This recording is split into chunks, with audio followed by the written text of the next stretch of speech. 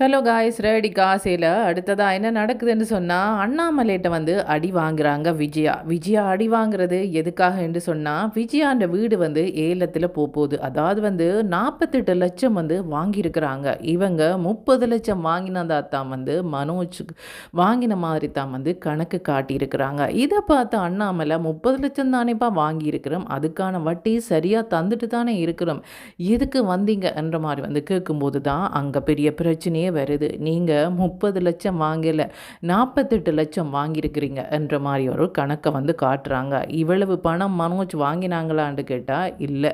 மனோஜ் ஓரளவு பணம் அதுக்கப்புறம் வாங்கியிருக்கிறாங்க. ஆனால் அவங்க இன்னுமே அதிகமாக பணத்தை போட்டு இவங்க 48 லட்சம் வாங்கியிருக்கிறாங்கன்ற மாதிரி கணக்கை காட்டியிருக்கிறாங்க. இப்போ கணக்கை பார்த்ததொன்னே அண்ணாமலை எனக்கு தலையெல்லாம் சுற்றுது என்ற மாதிரி மயங்குறாங்க. உடனே ஓடி போய் முத்து பிடிச்சிடுறாங்க. அப்பா என்னப்பா ஆச்சு, ஹாஸ்பிட்டலுக்கு போகலாமா என்ற மாதிரி சொல்லும்போது, இல்லைப்பா எனக்கு ஒன்றுமில்லை, என்னை விட்டுடு என்ற மாதிரி சொல்கிறாங்க. இல்லைப்பா உங்களுக்கு என்னமோ பண்ணுது, வாங்க ஹாஸ்பிட்டலுக்கு போகலாம் என்ற மாதிரி கேட்குறாங்க. இல்லைப்பா இந்த கணக்கை பார்த்தோன்னே எனக்கு என்ன பண்ணுறேன்னே தெரியலை, என்னுடைய வாழ்நாளில் நான் இப்படி ஒரு பணத்தை நான் கையால் எடுத்ததும் இல்லை, இப்படி ஒரு கடன் வாங்கினதும் இல்லை. ஆனால் இந்த வயதில் மனோஜ் இவ்வளவு கடனை வாங்கி வச்சிருக்கிறான், பத்தாவதுக்கு வீட்டு பத்திரத்தையுமே கொடுத்து வச்சிருக்கிறானே, இது என்ன நடக்குது என்ற மாதிரி சொல்கிறாங்க. இப்படி சொல்லும்போது அவங்க என்ன சொல்கிறாங்கன்னு சொன்னீங்க பாருங்கள், 48 லட்சத்தை இப்போ எனக்கு தந்தே ஆகணும்.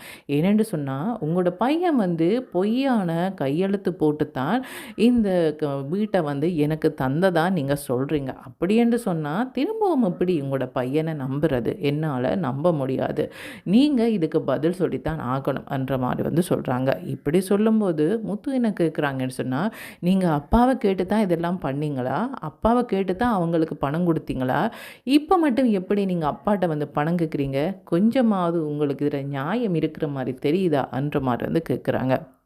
இல்லைப்பா இங்கே பாரு, உன்னுடைய அப்பான்ற கையெழுத்து தான் இதில் இருக்குது, ஆனால் அவரோ இது தன்னுடைய கையெழுத்து இல்லைன்னு சொல்லுறாங்க. இதில் எது உண்மைன்றது எனக்கு தெரியலை, ஆனால் அதெல்லாம் ஆராய வேண்டிய தேவை எனக்கு இல்லை, எனக்கு தேவை என்னுடைய பணம் என்ற மாதிரி சொல்கிறாங்க.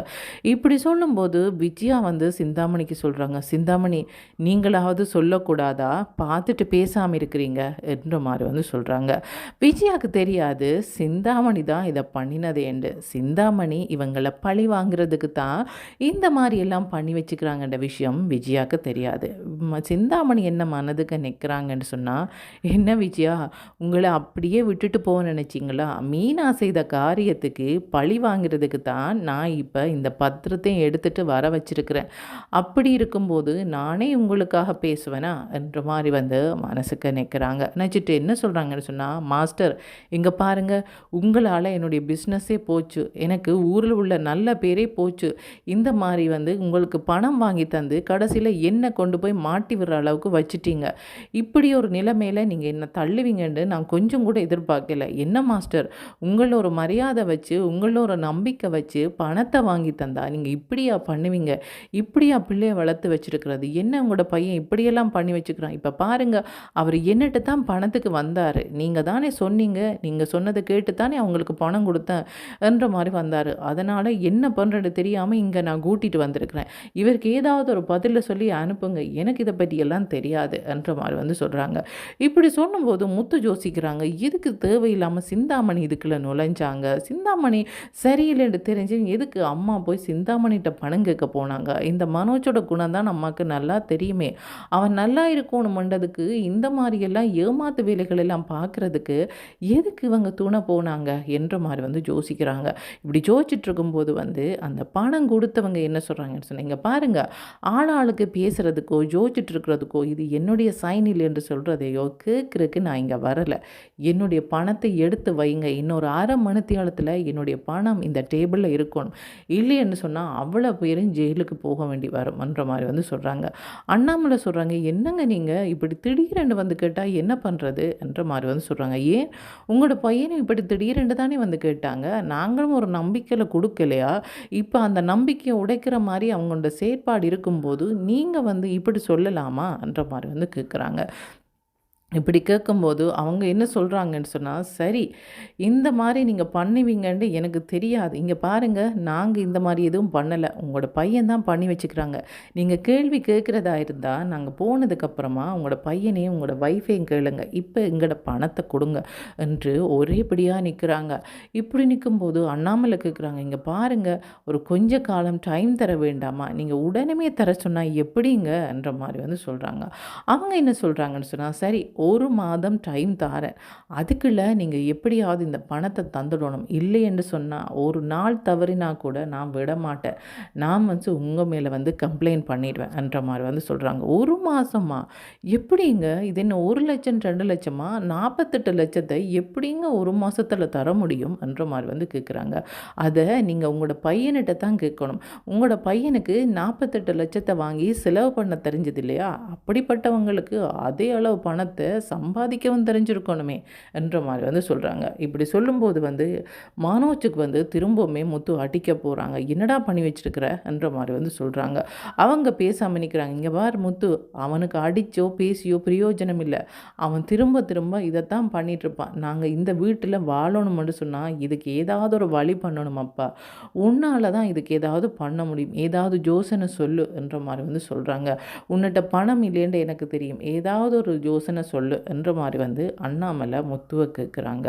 கேட்கும்போது முத்து என்ன சொல்கிறாங்கன்னு சொன்னால், சரிங்க பாருங்கள், நீங்கள் சொல்கிறது எனக்கு புரியுது, ஆனால் இந்த பிரச்சனையில் எந்த விதத்துலேயும் நாங்கள் சம்மந்தப்படையலை, ஆனால் நீங்கள் இப்போ வந்து எங்களை தான் மிரட்டிகிட்டு இருக்கிறீங்க, நாங்கள் தான் பொறுப்பாக நின்று பதில் சொல்ல வேண்டியாக இருக்குது. பாருங்கள், உங்கள்கிட்ட பணம் வாங்கினவனும் இந்த பத்திரத்தை கொண்டு வந்து தந்தவங்களும் எப்படி வந்து பேசாமல் நிற்கிறாங்க, இதுக்கும் எங்களுக்கும் சம்மந்தமே இல்லைன்னு பேசாமல் நிற்கிறாங்க, இப்படிப்பட்டவங்களை நம்பியா நீங்கள் கொடுத்தீங்க என்ற மாதிரி வந்து கேட்குறாங்க. இங்கே பாருங்கள், இப்படிப்பட்டவங்க உங்களோட வீட்டில் இருக்கும்போது நீங்கள் தான் ஜாக்கிரதையாக இருந்திருக்கணும். எங்களுக்கு இதை பற்றி தெரியாதே, நாங்கள் பத்திரத்தை வாங்கிட்டு தான் பணத்தை கொடுத்தோம், அதனால் பணம் வரையிலேன்னு சொன்னால் நாங்கள் வீட்டை வந்து ஏலத்தில் போட்டுடுவோம், எங்களுக்கு என்ன என்ற மாதிரி வந்து சொல்கிறாங்க. இங்கே பாருங்கள், உங்களோட பணத்தை எப்படிப்பட்டாவது நான் தாரேன், ஆனால் எனக்கு 3 மாதம் டைம் தாங்க என்ற மாதிரி வந்து சொல்கிறாங்க.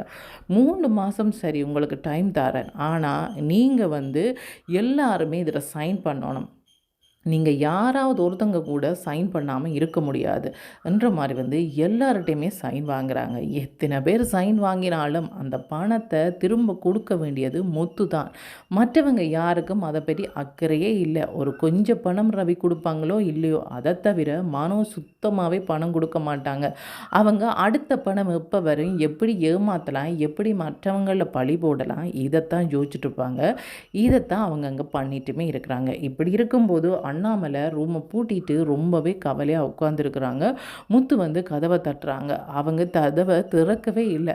அவங்க போய் அம்மாவுக்கு சொல்கிறாங்க, இங்கே பாருங்கம்மா, அப்பா கதவையே திறக்க மாட்டேன்றாங்க, நீங்கள் கதவை தட்டுங்கன்ற மாதிரி வந்து சொல்லும்போது கொஞ்ச நேரம் கழித்து அவங்க கதவை திறக்கிறாங்க.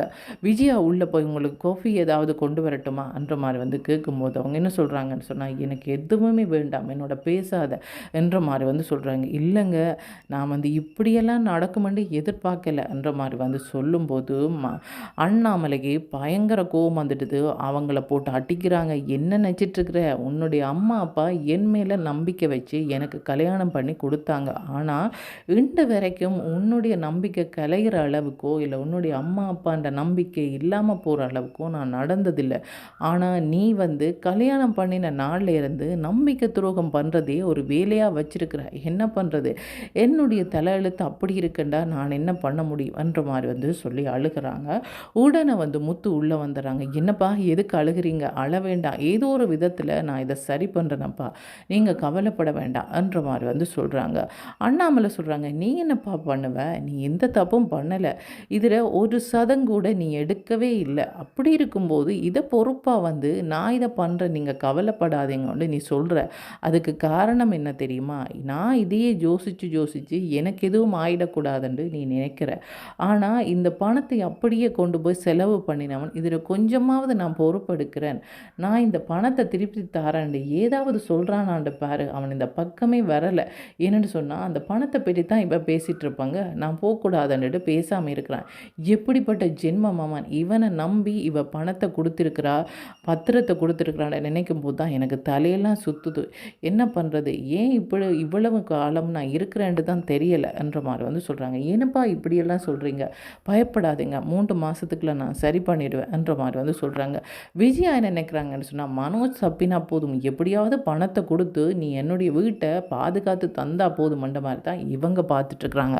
இப்படி இருக்கும்போது முத்து என்ன நினைக்கிறாங்கன்னு சொன்னால், யாரெல்லாம் எனக்கு தெரியுமோ, யாரெல்லாம் என்னுடைய காரில் சவாரிக்கு வருவாங்களோ எல்லார்ட்டையுமே பணம் கேட்டு பார்க்கலாம். அப்படி கேட்கும்போது இதில் அரைவாசி பணமாவது என்னால் கொடுக்கக்கூடியதாக இருக்குதானே என்ற மாதிரி சொல்கிறாங்க.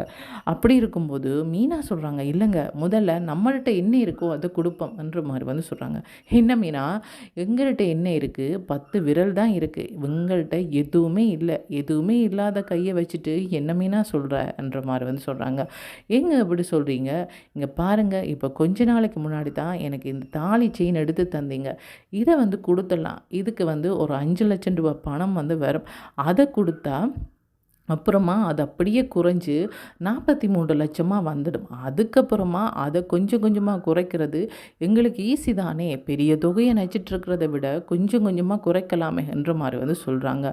ஆனால் மனோஜோ இந்த மாதிரியான வேலையை பார்த்துட்டு நான் இருக்கிறேன்ட்டு அவங்க கொஞ்சம் கூட நினைக்கல. அவங்க என்ன பண்ணுறாங்கன்னு சொன்னால், என்ன இவங்க யாரும் சமைக்கிற மாதிரியே தெரியலை, எனக்கு வேறு ரொம்ப பசிக்குது, இவங்க பேசுகிறத கேட்டுக்கொண்டிருக்கோம், எனக்கு என்ன தலை இழுத்தா, நான் பேசாமல் போய் கடையில் சாப்பிட்டு வருவோம் என்று போகிறாங்க. போகும்போது ஒரு பிரியாணி கடையை பார்த்துடுறாங்க. நல்ல வாசனையாக இருக்கே, நிறைய நாளாச்சு பிரியாணி சாப்பிட்டு, சரி இன்றைக்கு பிரியாணி சாப்பிடுவோம்னுட்டு பிரியாணியை வாங்கிட்டு வராங்க. தனக்கு மட்டுமில்லை, தன்னுடைய அம்மாவுக்குமே வாங்கிட்டு வராங்க. அம்மா இங்கே பாருங்கம்மா, இவங்க இப்படியே பேசிகிட்டே இருப்பாங்க, இவங்கள்ட பேச்சை நீங்கள் கேட்டுகிட்டே உட்காந்துருக்க போகிறீங்களா, வாங்க சாப்பிட்லாம், எனக்கு பசிக்குது, எனக்கே பசிக்குதுண்டா, எனக்கு முன்னாடியே நீங்கள் சாப்பிட்றவா, உங்களுக்கு பசிக்காமல் இருக்குமா, வாங்க சாப்பிட்லான்னு சொல்லும்போது விஜயாவுக்கு கோவம் வந்துடுது.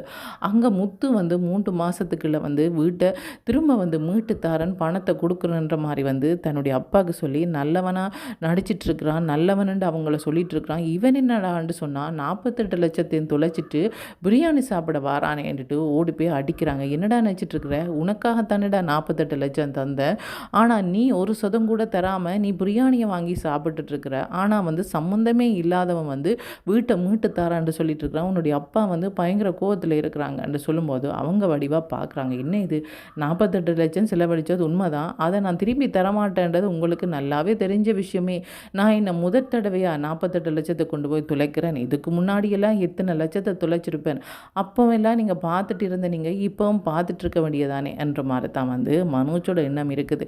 இதுக்கப்புறமா முத்து இந்த பணத்தை எப்படி கொடுக்க போகிறாங்க, அது மட்டும் இல்லாமல் இதுக்கு சிந்தாமணியும் ரோகிணியும் எப்படி சதித்திட்டம் போட போகிறாங்க என்றதை வெயிட் பண்ணி தான் பார்க்கணும். ஓகே, தேங்க்யூ, பாய்.